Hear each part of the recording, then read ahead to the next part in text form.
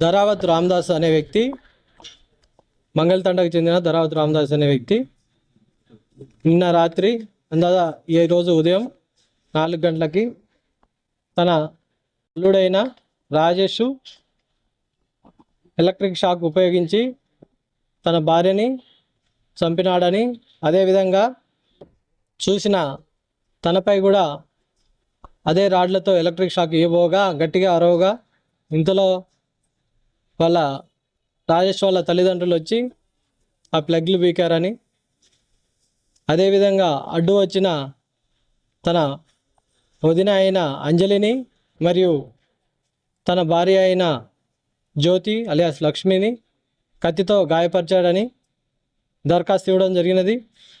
దానిపైన murder case మరియు attempt murder case register చేయడం జరిగినది. ఇప్పుడు మహబాద్ ఆసుపత్రిలో రామదాస్ చికిత్స పొందుతున్నాడు మరియు వాళ్ళ భార్యకి ఇక్కడ కౌశల్యకి పంచనామా చేసి పోస్ట్మార్టం చేయడం జరుగుతున్నది.